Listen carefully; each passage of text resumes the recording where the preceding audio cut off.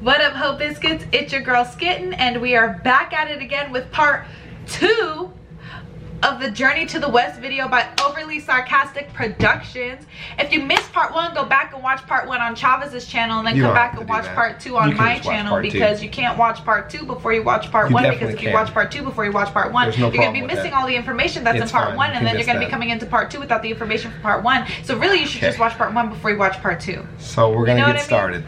Just get started. That's all you. I'll just hit myself in the face with that. That's what you get. Shut up. Don't fucking undermine me on my own fucking channel. Go watch part 1 and then come back. Okay, don't. Okay. Welcome back. Last time on the Journey to the West, the mischievous Monkey King Sun Wukong, after achieving immortality 6 ways from Sunday, was brought down by the forces of heaven and placed inside Lao Tzu's brazier of the 8 trigrams to be rendered down into an immortal elixir. However, our hero proved too powerful for this scheme and broke free, wreaking even more havoc in heaven. But his reign of terror was abruptly ended when he was imprisoned by the heavenly Buddha beneath the 5 Phases mountain, where he must now Power Rangers-y. Wait for a chosen someone to come set him free. So Buddha returns to his home. Do you want a confession? Mm-hmm.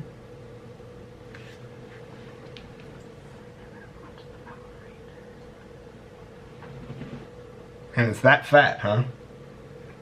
Damn.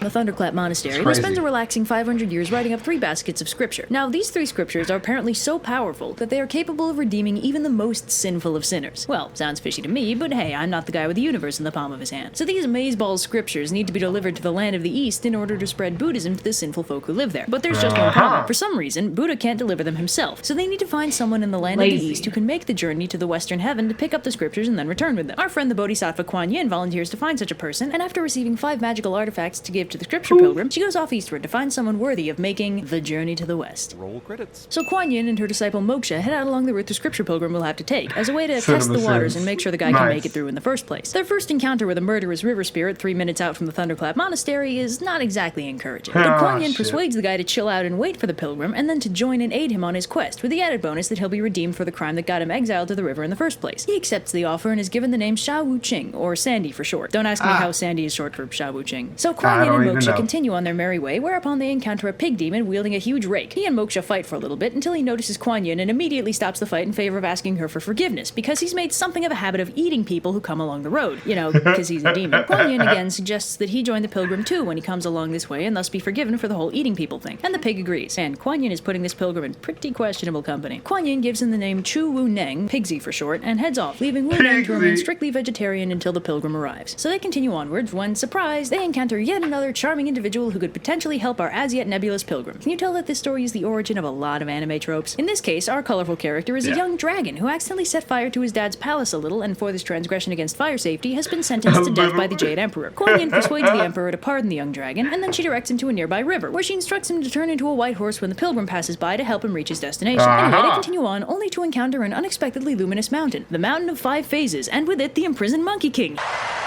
Hey. So Wukong's like, Kuan Yin, how's it going, girl? Great to see you. It's been really lonely for the past 500 years, you know? Nobody ever comes by to visit. And Kuan Yin's like, yeah, that's great. Listen, I'm about to go find someone to make a pilgrimage for me. He'll be coming by soonish. He's gonna release you from this mountain, and then you need to help him get where he's going. You got that? And Wukong's like, 10-4, good buddy. Yep, I am just all about that virtuous mission. So Kuan Yin and Moksha arrive in the city of Chang'an and disguise themselves so as not to attract too much attention. Then they set about finding the right monk to serve as the protagonist of this little adventure. Speaking of protagonist, here's where the book veers off into a tangent to describe the ludicrously convoluted family history of this dude, Xuanzang, who, in case you hadn't already guessed, is our soon-to-be protagonist. Now, are you doing okay? Exposition. Now, Xuanzang has one of the most complicated family histories in all of epic protagonistdom. I won't recount the whole thing here because that would take all day, but basically he's the grandson of an emperor, he's been raised as a monk his whole life after being Mosesed by his mother, and he's the reincarnation of Golden Cicada, an original disciple of the Buddha and a holy being. So Xuanzang is basically the best guy ever, and a total sweetheart despite the wacky circumstances of his birth. So long story short, 3 court officials convene to select a worthy monk for reasons completely unrelated to Kuan Yin's mission, and of course they select Xuanzang, the biggest boy scout in all of ancient China. Anyway, Kuan Yin catches wind of this and goes to see if he's she's worthy of being the scripture pilgrim. She finds her way to the court officials and gives them 2 of the various gifts the Buddha had given her to give to the pilgrim so that they might give them to the most virtuous monk they know. So Xuanzang gets a beautiful robe and a priestly staff, both courtesy of Kuan Yin, and Kuan Yin learns that Xuanzang is the best man for the job. So the Grand Mass, which is the thing that they selected Xuanzang for, happens, wherein Xuanzang has to present a memorial to the Tang Emperor. Kuan Yin takes the opportunity to steal the show by revealing herself in all her glory to the court, and officially requests a volunteer from the audience to go on the pilgrimage to go to the Western Heaven and retrieve the Tripitaka, which is the official name for the thing the Buddha made. Xuanzang obviously volunteers, just as planned, and Xuanzang is given the by-name Tripitaka and sent on his merry way with a horse and 2 attendants to help him. Don't get too attached to them, though, as the party is captured by demons almost immediately, and Tripitaka's 2 attendants are killed and eaten. Great stuff. Huh.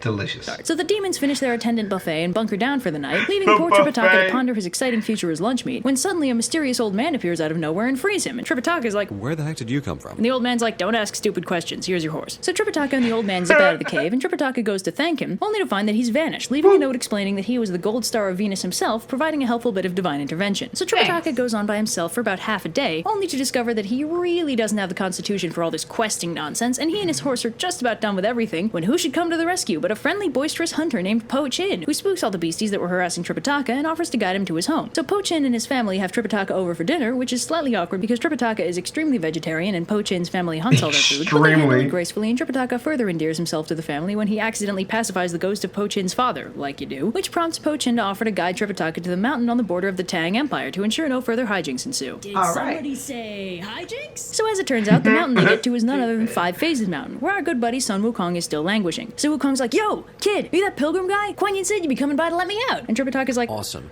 How do I do that? That mountain looks kind of heavy." And Wukong's like, "You just gotta climb to the top and peel off the golden seal." Yep. So Tripitaka manages to get the seal off the mountain, and after he backs off to the minimum safe distance, Wukong breaks the mountain in half and zips on over. So Tripitaka and Sun Wukong continue westward together, but they've hardly gone 10 feet down the road when suddenly they're beset by bandits. So Wukong's like, "Don't worry, master, I know exactly what to do in this situation," and proceeds to kill all the bandits with his trusty stick thing. But Tripitaka's like, "Son, we don't kill people." And Wukong's like, "I think you mean you don't kill people." Snap. I kill everybody. Everybody's dying. And Tripitaka's like, No, you're Buddhist now. Buddhists do not kill." And Wukong's like, "Ooh, look at Mr. Big Shot over here telling me who I can and can't kill," and storms off in a huff. Which, Right, that's exactly what's gonna happen. So then he left.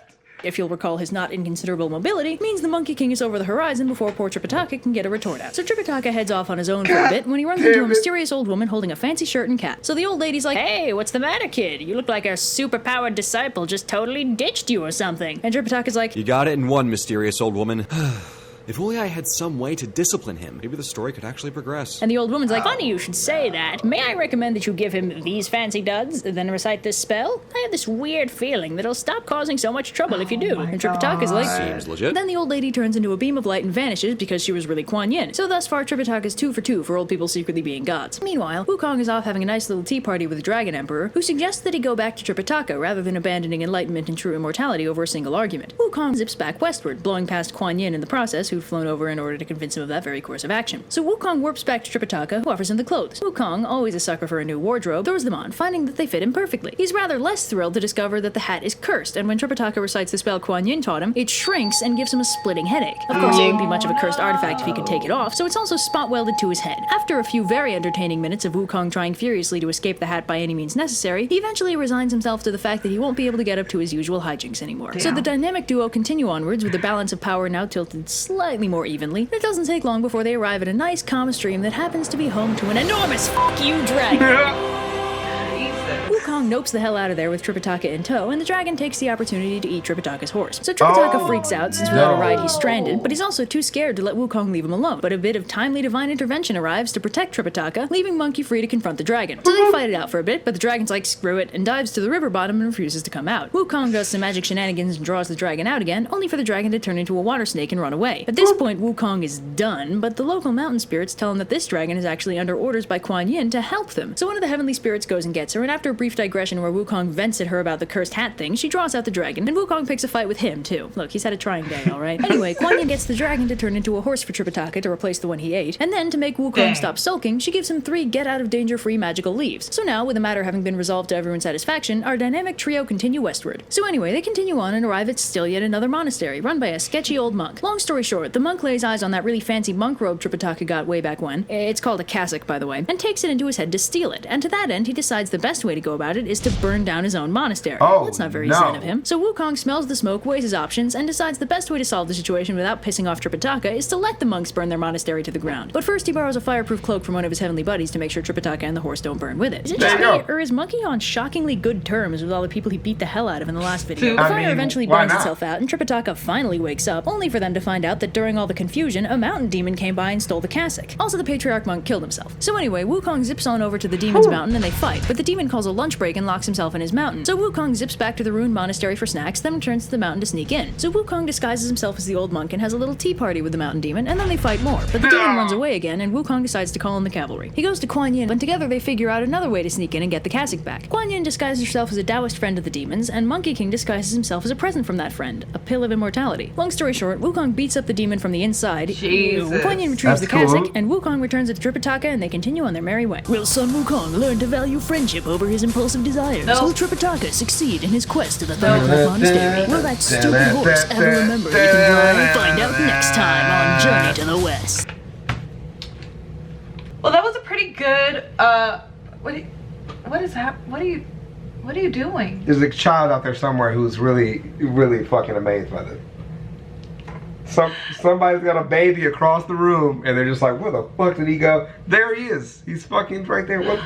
Holy shit. Huh? There he is. Okay, all right, okay. That was a really good part 2. Thank you, You're welcome. You're welcome, my Thank wife. you, husband. No, don't kiss Don't me. kiss- Don't kiss me. Thank you, husband, for showing me this video. Yeah. I regret not clicking on it sooner. I could have had it all to myself. Probably should have done it better that way, but you know. But make sure you tune in for, I'm assuming there's a part 3. For part 3, Yeah, peace out, Ho Biscuits, it's Skittin' Lit. for sure.